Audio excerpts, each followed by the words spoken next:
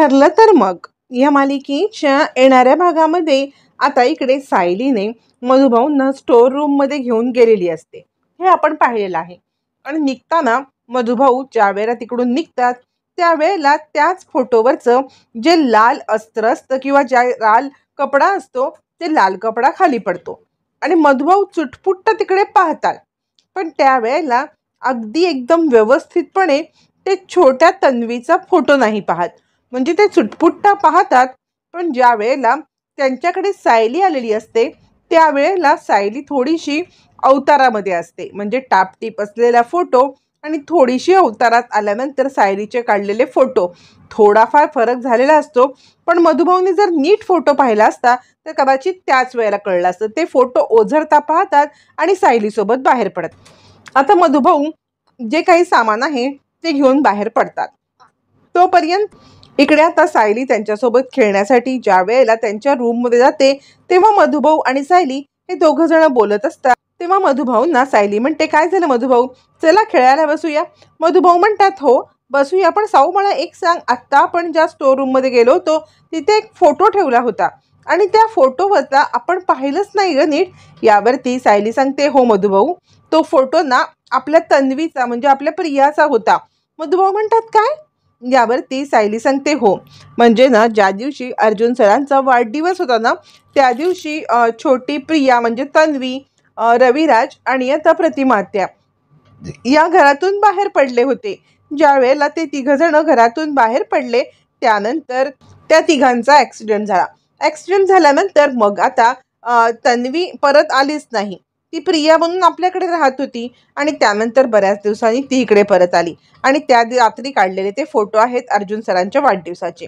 मधुभाऊ म्हणतात, नाही नाही, काहीतरी गणित चुकतंय. यावरती सायली सांगते, मधुभाऊ काय वाटते तुम्हाला?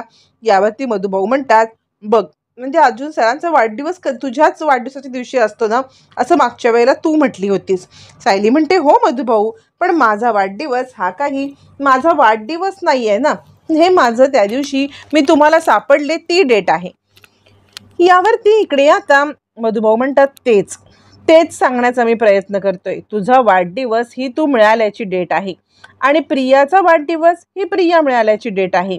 पण खरं बघायला गेलं तर या गोष्टीमध्ये घडायला असं हवं होतं की या सगळ्यामध्ये प्रियाचा वाढदिवस नाही, त्या दिवशी प्रियाचा वाढदिवस हवा होता ना. जर त्या दिवशी ती हरवलेली आपल्याला भेटली तर तो वाढदिवस प्रियाचा हवा होता. यावरती सायली म्हणते, मधुभाऊ म्हणजे ज्या वेळेला रविराजांना ती भेटायला आली ना तेव्हा या सगळ्यामध्ये एक बाई घेऊन आली होती आणि ती बाई म्हटली की माझ्याकडे ही छोटी तन्वी होती आणि तिचं सगळ्या वस्तू पण तिने दाखवल्या. तिच्या गळ्यामध्ये ती बघा सोन्याचं पेंडंट आत्ता सध्या घालते. ते पेंडंट तिला आता पूर्णाईने दिलेलं होतं. ते पेंडंट पूर्णाईने तिला दिल्यामुळे ते पेंडंट त्या बाईने ठेवून घेतलं आणि मग बाईने तिला आश्रमात सोडलं असं म्हटलं. यावरती आता इकडे मधुभाऊ म्हणतात, काय बोलतेस तू, कसं काय शक्य आहे? या सगळ्यामध्ये मधुभाऊ म्हणतात, अगं या सगळ्यामध्ये प्रियाने कसं काय अशी गोष्ट सांगितली. यावरती मग मात्र सायली म्हणते, प्रियाने नाही त्या बाईने सांगितले. मधुभाऊ म्हणतात, नाही शक्यच नाहीये, काहीतरी गडबड आहे साऊ बाळा, मला तो फोटो पुन्हा बघायला मिळेल का? सायली म्हणते, हो मधुभाऊ, पण तुम्ही सध्या डोक्यामधून विचार काढून टाका. आता सध्या ती रूम मी लॉक केले, आपण उद्या जाऊ. तुम्ही का बरं या सगळ्यामध्ये स्वतःला त्रास करून घेताय? मी तुम्हाला नक्कीच तिकडे घेऊन जाईल. असं म्हटल्यावरती इकडे आता तुम्ही निवांतपणे माझ्यासोबत राहा बरं. या सगळ्यामध्ये तुम्ही स्वतःला त्रास करून घेऊ नका. चला आपण मस्तपैकी आश्रमासारखी धमाल करू. असं म्हणत मधुभाऊ आणि सायली बराच वेळ ते आता सापशिडी वगैरे गेम खेळतात. त्यानंतर मधुभाऊंना झोप येते, मग ते झोपतात आणि सायली आपल्या रूममध्ये येते. पण मधुभाऊंच्या डोक्यामध्ये सतत तोच विचार येत राहतो की मी तो फोटो पाहिला तो नक्कीच प्रियाचा नव्हता, काहीतरी गडबड आहे. उद्याच्या उद्या जाऊन मला तो फोटो पाहायला पाहिजे आणि तो फोटो पाहून या सगळ्यामध्ये मला काहीतरी विचित्र वाटतंय ते क्लिअर केलं पाहिजे. तोपर्यंत माझं मन भरणार नाही. इकडे सायली रूममध्ये येते आणि अर्जुन तिला म्हणतो, कुठे होतात तुम्ही? सायली म्हणते, सर कुठे होतात तुम्ही? मी तुम्हाला हा प्रश्न विचारायला पाहिजे होता ना, तर तुम्ही मला विचारताय कुठे होतात? अहो तुम्ही कुठे होतात? यावरती अर्जुन म्हणतो, मी तुमची वाट पाहत त्या गार्डनमध्ये होतो. यावरती आता इकडे सायली सांगते, काय बोलताय? कोणतं गार्डन, कसली वाट, काय बोलताय यावरती आता इकडे अर्जुन म्हणतो, तुम्ही मला मेसेज करून बोलवलं होतं ना की इकडे या म्हणून, म्हणून मी त्या गार्डनमध्ये गेलेलो. सायली म्हणते, सर कोणतं गार्डन, मी कुठेही तुम्हाला बोलवलं नव्हतं. यावरती अर्जुन म्हणतो, हा बघा, हा तुमचा मेसेज बघा. सायली म्हणते, शक्यच नाही. अहो, मी मधुभाऊंची औषधं आणण्यासाठी गेले होते. जर का मी मधुभाऊंची औषधं आणण्यासाठी गेले असेल तर मी तुमच्यासोबत तुम्हाला मेसेज करून का बोलवेन, हे तरी तुम्ही मला सांगा. यावरती अर्जुन म्हणतो, पण मला हा मेसेज कोणी केला? दोघांच्या मनामध्ये एकच विचार येतो की कोणीतरी तिसऱ्या व्यक्तीने आपल्याला हा मेसेज केलेला आहे. पण ती तिसरी व्यक्ती कोण हे मात्र आता काही कळत नसतं. त्याच वेळेला सायली आता अर्जुनला म्हणते, आपण रूममधून बाहेर गेल्यावरती इकडे आता प्रिया एकटीच होती, म्हणजे कदाचित प्रियाने हे सगळं केलं असेल का, असं म्हटल्यावरती मग मात्र आता दोघांच्या मनातच एकच विचार येतो. त्यावेळेला सायली अर्जुनला सांगायला लागते, मधुभाऊंनी ज्या वेळेला स्टोर रूममध्ये गेले होते ना, त्यांनी या सगळ्यामध्ये मला न तो फोटो बघायला सांगितलाय. त्यांचं म्हणणं असं आहे की हा तन्वीचा फोटो नसावा, म्हणजे ते उद्या काय ते कन्फर्म करतील, पण तरीसुद्धा ते असं म्हटले. मला असं वाटतं की आपण मधुभाऊंना या सगळ्यामध्ये डिटेलमध्ये विचारायला पाहिजे, कारण मधुभाऊ सांगत होते की तन्वीला कोणत्याही बाई घेऊन आली नव्हती आणि रविराजांना त्या बाईने काय सांगितलं की मला ती सापडली, त्यानंतर मी तिला तिकडे घेऊन गेले होते, पण तशी काहीच गोष्ट मधुभाऊ सांगत नाहीयेत. काहीतरी गडबड आहे सर, असं म्हटल्यावरती इकडे आता अर्जुन म्हणतो, ते सगळं ठीक आहे, पण मला मेसेज कोणी केला?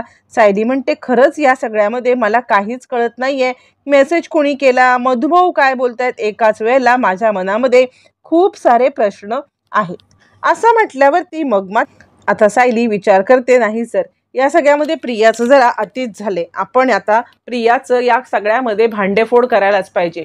त्या दिवशी तर तिने माझ्या नावाने पेपर पाठवली, आज तिने मेसेज पाठवला, हे जरा अतीच झाले. आपल्याला या सगळ्यामध्ये प्रियाला धडा शिकवायलाच पाहिजे. आता इकडे सायली म्हणते, पण सर तुम्हाला काय वाटलं, मी काय बोलण्यासाठी तिकडे तुम्हाला बोलवलं होतं? अर्जुन म्हणतो, ते मला कसं कळणार, तुम्हीच सांगू शकता ना. त्यावरती सायली विचार करते, नक्की सरांना काहीतरी माझ्याकडून पॉझिटिव्ह अपेक्षित आहे का, की मी त्यांना सांगेन की या सगळ्यामध्ये माझं तुमच्यावरती प्रेम आहे, खरंच मला सांगायचं आहे, पण कसं सांगू. आता थोडीशी सायलीला या सगळ्यामध्ये आता तिला थोडंसं धीटपणा येतो की आपण अर्जुन सरांना सांगूया. त्याच वेळेला इकडे एक गोष्ट ठरत, आता मधुभाऊंना घेऊन सायली तिकडे येते. सायली मधुभाऊंना घेऊन येते. सायलीला मधुभाऊ म्हणतात, हा बघ, हाच फोटो मी इकडे तुला म्हणत होतो.